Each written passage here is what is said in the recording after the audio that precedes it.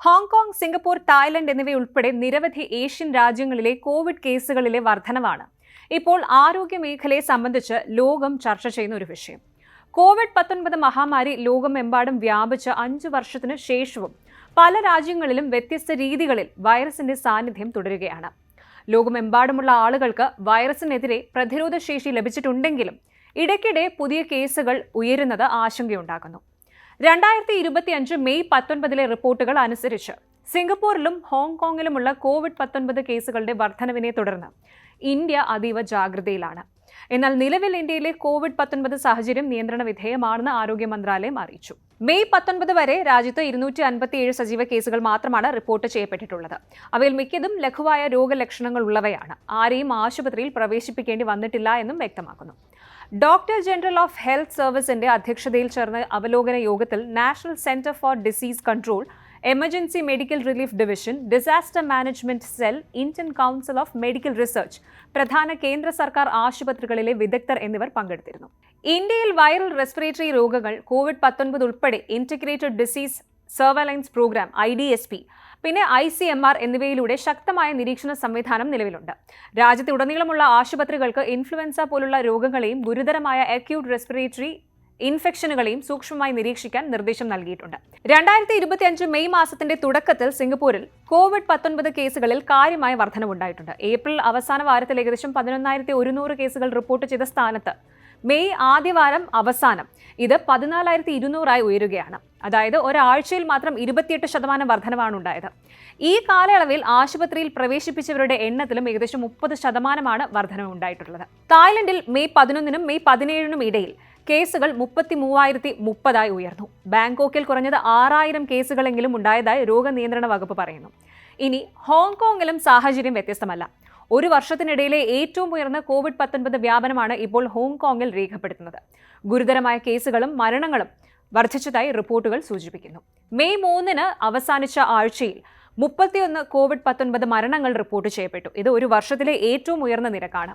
ഈ നഗരങ്ങളിലെ ഉയർന്ന പോപ്പുലേഷൻ ഡെൻസിറ്റി വൈറസ് അതിവേഗം പടരാൻ ഒരു കാരണമാണ്. കൂടാതെ എല്ലാ സ്ഥലങ്ങളിലെയും മലിനജലത്തിൽ നടത്തിയ നിരീക്ഷണത്തിൽ വൈറസിന്റെ സാന്നിധ്യം കണ്ടിട്ടുണ്ട്, അതും ഉയർന്ന തോതിൽ. ഇത് രോഗവ്യാപനം സ്ഥിരീകരിക്കുന്നു.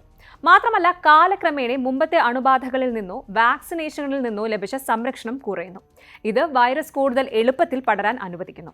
പ്രായമായവർ, രോഗപ്രതിരോധ ശേഷി കുറഞ്ഞ വ്യക്തികൾ, മറ്റ് ആരോഗ്യ പ്രശ്നങ്ങൾ ഉള്ളവർ എന്നിവരെ ഇത് കൂടുതൽ ബാധിക്കാം. ചില കാലാവസ്ഥാ സാഹചര്യങ്ങളിൽ റെസ്പിറേറ്ററി വൈറസുകൾ കൂടുതൽ വ്യാപകമാകുന്നതിനാൽ കാലാവസ്ഥാ ഘടകങ്ങളും ഒരു പങ്ക് വഹിച്ചേക്കാം എന്നാണ് പറയുന്നത്. ഇപ്പോഴുള്ളത് പുതിയ വേരിയന്റ് ആണോ എന്ന സംശയവും ബലപ്പെടുന്നുണ്ട്. നിലവിലെ വർധനവിന് പ്രധാന കാരണം ഒമിക്രോൺ JN.1 വേരിയന്റുമായി ബന്ധപ്പെട്ട പുതിയ സബ് വേരിയന്റുകളാണ്. സിംഗപ്പൂരിൽ LF7, NB 1.8 എന്നീ JN.1ന്റെ സബ് വേരിയന്റുകളാണ് 66%-ലധികം കേസുകൾക്കും കാരണം. ഈ വേരിയന്റുകൾ സിംഗപ്പൂരിൽ ലഭ്യമായ ഏറ്റവും പുതിയ കോവിഡ്-19 വാക്സിനുകളുടെ അടിസ്ഥാനമാണ്. എന്നാൽ ഈ പുതിയ വാക്സിനുകൾ ഇന്ത്യ പോലുള്ള ചില രാജ്യങ്ങളിൽ ഇതുവരെ ലഭ്യമല്ല.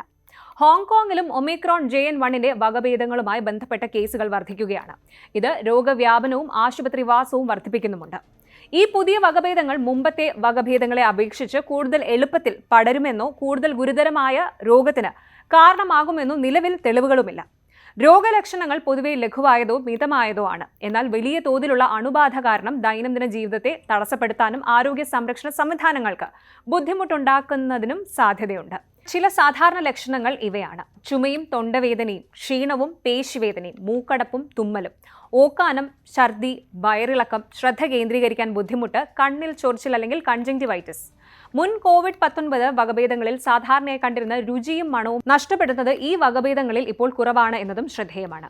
ഈ ഒരു സാഹചര്യത്തിൽ തായ്ലൻഡ്, സിംഗപ്പൂർ, ഹോങ്കോങ് ഗവൺമെന്റുകൾ സ്ഥിതിഗതികൾ സൂക്ഷ്മമായി നിരീക്ഷിക്കുന്നുണ്ട്. ഉയർന്ന അപകട സാധ്യതയുള്ള ആളുകൾ പ്രതിരോധശേഷി വർദ്ധിപ്പിക്കാൻ കോവിഡ്-19 വാക്സിന്റെ ബൂസ്റ്റർ ഡോസുകൾ എടുക്കണമെന്ന് സിംഗപ്പൂർ ആരോഗ്യ മന്ത്രാലയം അഭ്യർത്ഥിച്ചു.